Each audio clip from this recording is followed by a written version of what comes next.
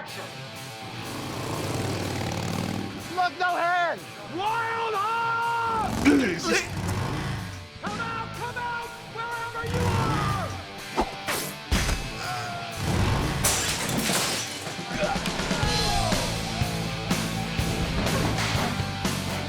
Bring it!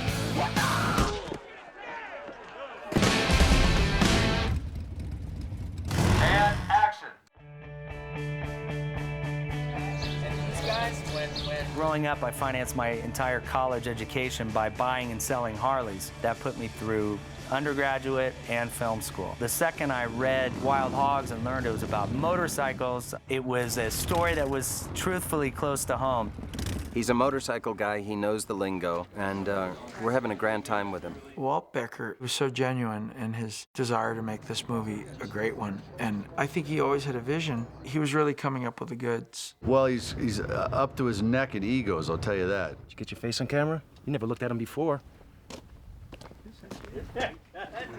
The most challenging aspect of making this film would probably have to be just knowing that you've got, 7 or 8 fantastic, wonderful actors and giving everybody their time in the sun. Wild Hogs, baby! Wild Hogs! To get the most out of an actor, especially in a comedy, in my mind, is to create a space that they feel like they can do no wrong. And your job is to push them as far as you think possible, because you can always rein comedy back. Walt's a Zen master. What I love about Walt is he's real open to suggestions. He always wants the scene to get better, our characters to get better. I noticed very early on when Martin decided to go big on something, any joke, any line, it was always funnier. And so for me, it was all about just making sure Martin felt okay about, giving us Martin. I said, ah! I'm hungry, baby! One more just like that? Oh my God, Martin, you gotta do the same thing. Anytime you got an opportunity to get somebody all dirty, and just by squeezing ketchup and mustard all over them or whatever, that's like fun. AMC, we're having hot dogs for lunch. And beer! Just dealing with the ambitiousness of the project and hundreds of motorcycles and 6 really big, talented actors. Truthfully, it's been a joy. And cut! Yeah. That was great!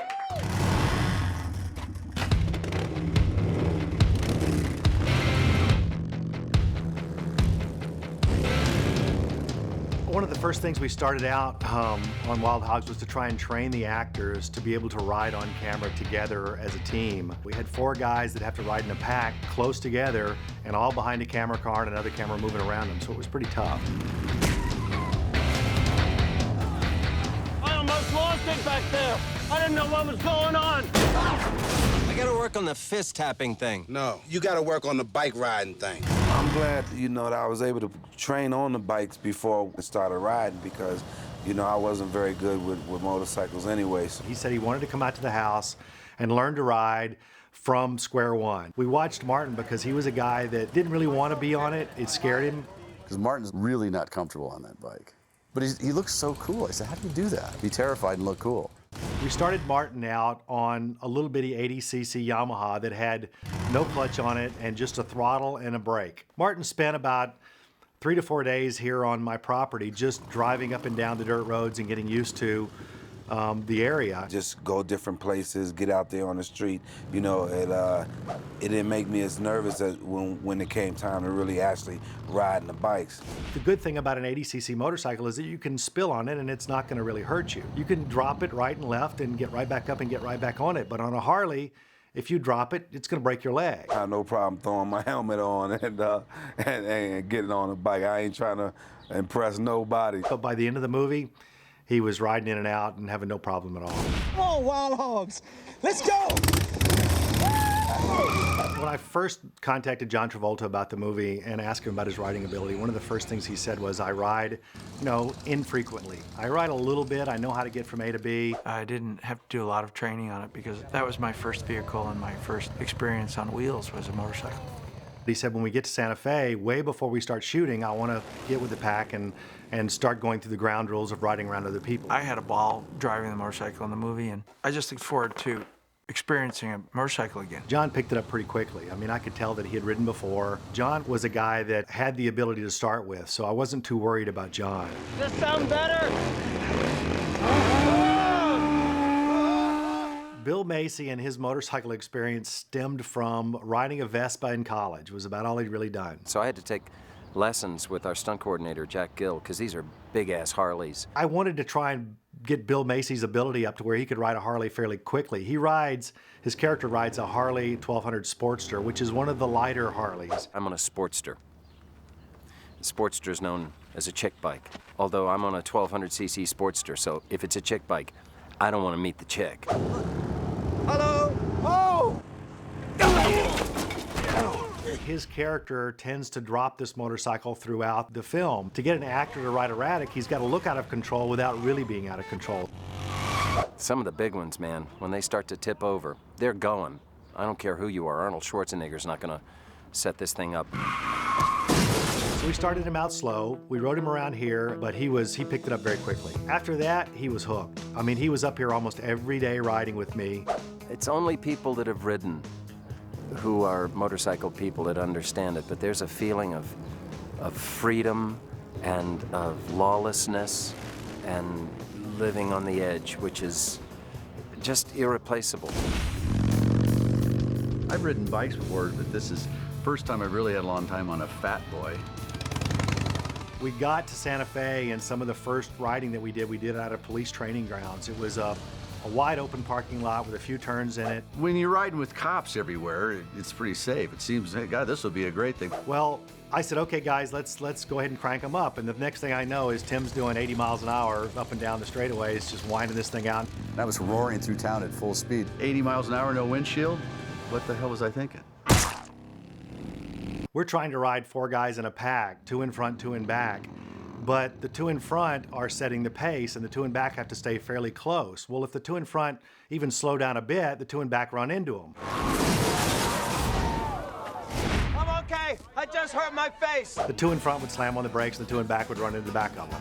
There was always something they were pulling on each other. The 4 of us is too much fun. 4 of us on bikes is even more hysterical. That was amazing. The tape was supposed to break. I think it sounds like a great idea. As long as we... Tim? What? Trying to make a movie. Yeah! Because Tim and Martin are both stand-ups, and John and William H. Macy are both great at comedy, we've been ad-libbing and improvising at least a few times every scene. How about the camera department? Seriously, don't they do a great job? Anybody? Anytime you see someone take your script and put this layer of frosting on it, it's a great moment because it's like, I didn't write that. You know, it just came alive. This is going well. It is. Keep going. Talk. Easy. Let's do your line. Let's go. Who's next? Who's next? I think we kind of threw out the script on week 1, basically. Because at the end of the day, the script is only the foundation for these guys to build these characters and this comedy on. We're working basically with 4 very funny people. Now let's just go there. Perhaps Opie and I would like to do something else here in Mayberry. Why I gotta be Opie? So the actors were competing with the stand-ups and proving to them that they could be equally as clever. This is poop, so don't eat it. You're supposed to bury it, not put it in a bag. I tied a knot in it. The bag, I mean. Oh, God. Well, it hasn't been consciously set up that I end up with all the funny lines. I'm a computer programmer. I don't need my legs. Fine! I'll break his hands! Bring the money. Definitely. And if indeed that is happening, do me a favor and don't mention that to the other guys. Some of the funniest stuff has actually been off-camera antics that we end up putting on camera. Hey, did it get dark in here?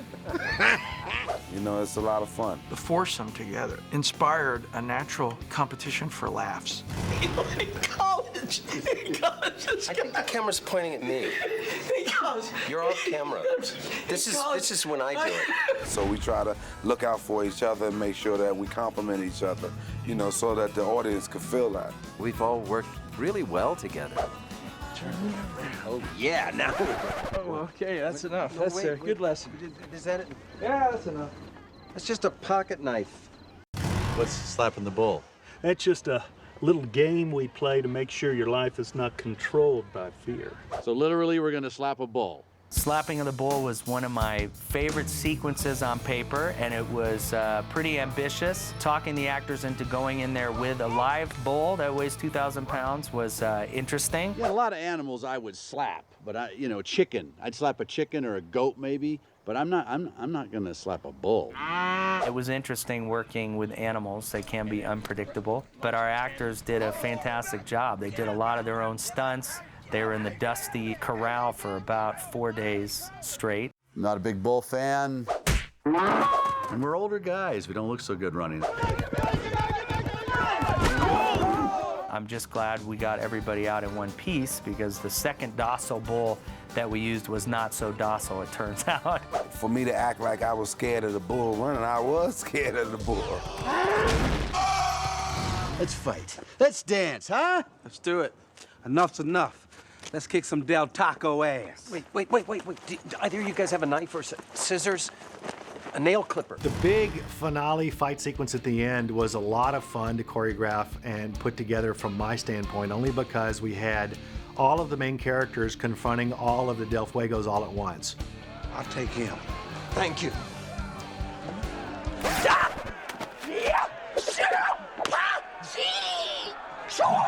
Trade back. I got him. So we knew the fight scene was going to be at the end of the movie. So I had a full 3 months to play with this thing and figure out how we really wanted it to work. I was rehearsing with the actors and with the stunt guys and all of them together, and we just had a ball with it by the time we got to the end of it. Throw sand. Yeah. I didn't mean to aim there. And since the fight is such a knockdown, drag-out fight between these 4 actors and the Del Fuego characters, we wanted to try and give it a little flair for each character. And we knew that at that point, Dudley, Bill Macy's character, is completely tied up in duct tape. So his body is completely wrapped up in duct tape, kind of like a mummy. And we incorporated that into the fight and made it kind of feel like we'll do a little comedy routine where this way he can't get his arms up any higher than about this. Once I got the fight worked out, probably 80% of it is all the actors. It's very little stuntmen in it. It's just we rehearsed with the stunt guys to get it right, and then we put the actors in there when we shot it.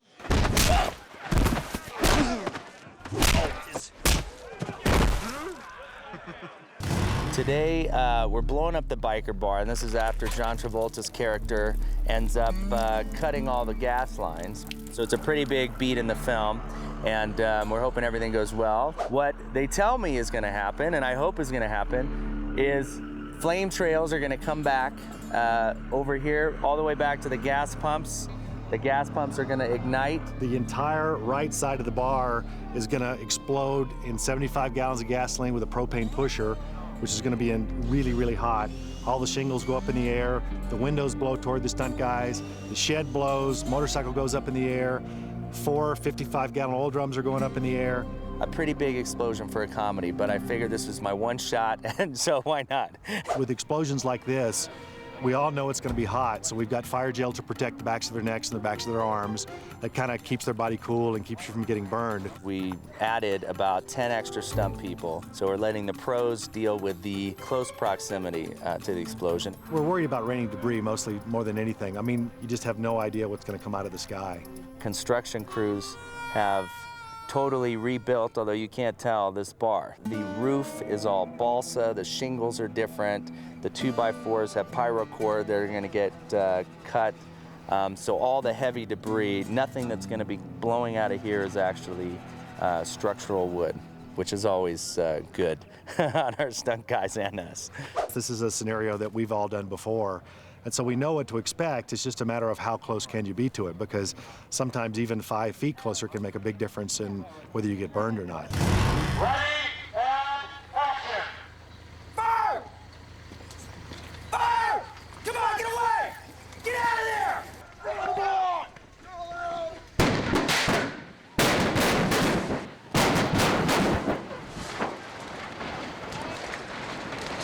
Look up, guys! Look up! Pay attention.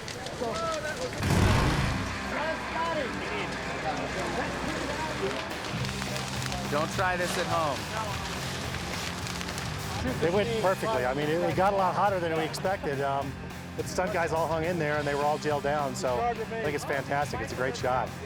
Everybody's safe, nobody's hurt, so we're happy for that. It was hot enough that Ray, MC, and I were supposed to sit there and improv some dialogue. And we just kind of went, fuck, forget this. Just like, we ran like hell. It was hot. We were gonna have to burn this bar down tomorrow, but it looks like that job is taken care of, so it's 2 for 1. Everything looks great. Nobody got hurt. Feels great. Mission accomplished. Action!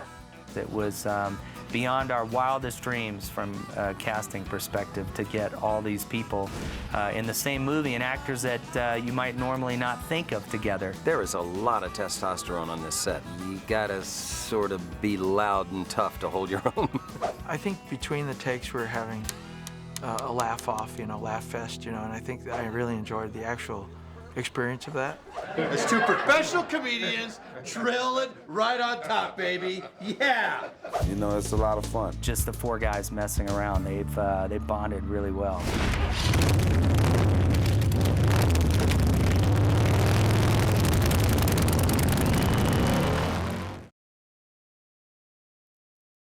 I'm the first to get buck wild. No, but you're not. You're just afraid to ask your wife.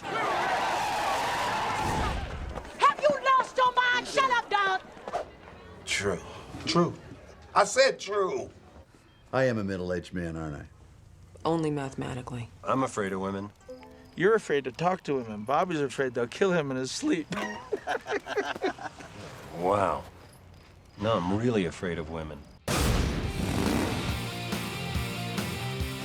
Trying to convince your wife is a difficult road. If she's already into the, I don't really want you to buy one because, you have to find out what her feelings are. And one of the main issues is going to be that it's dangerous.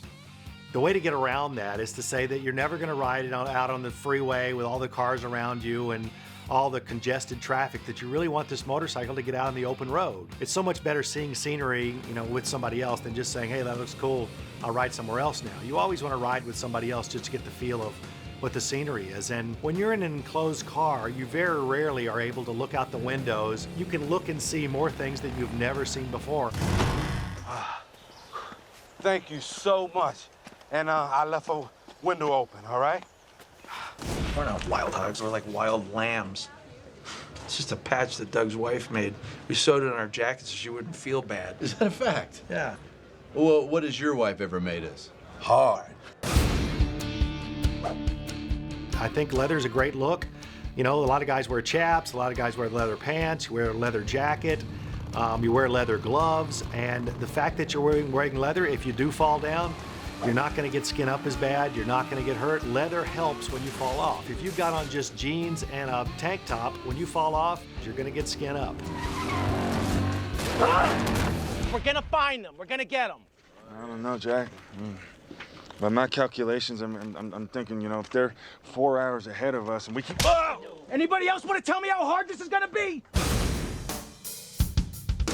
The fact that you're on a motorcycle with its big throaty sound does add a little bit of menacing aspect to it when you're riding on the street. A lot of times if I come up behind a car and I see that this car is going either slower or, moving erratic, I can rev this throwing 2 or 3 times, and more times than not, they'll move over. So it does have that menacing aspect to it, and yeah, it does help in situations. They will stay away from you because of that, and they think you're gonna try and do some damage to them, but you're just regular old guys riding the street. Come on, wild hogs. Let's go.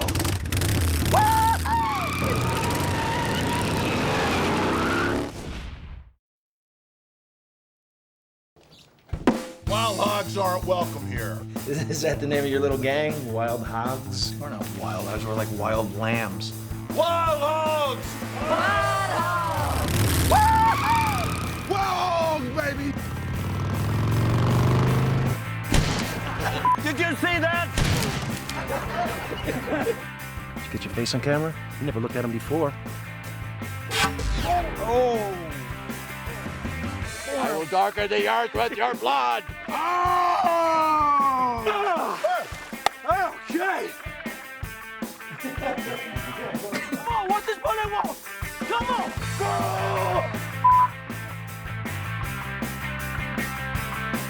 Wasted tape, wasted tape.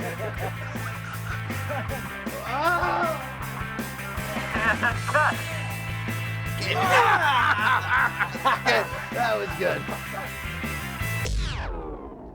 We're dancing. I'm sorry. Hurry up, Skipper! Skipper, quickly! Right there. For our new friends here in Madras, Madru, Mudru. Hey, did it get dark in here?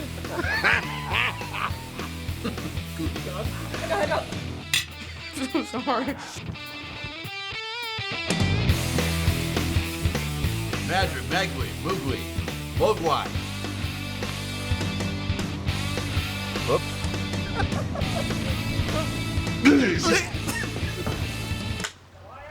Action.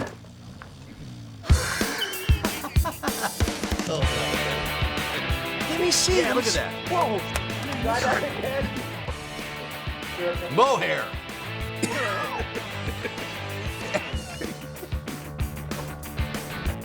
Did you? Don't hurt the face. What's the name of the town? Madras. All right, everybody. Madras. What are you doing? Wait a second. Sorry. Did you fall asleep? Uh-huh.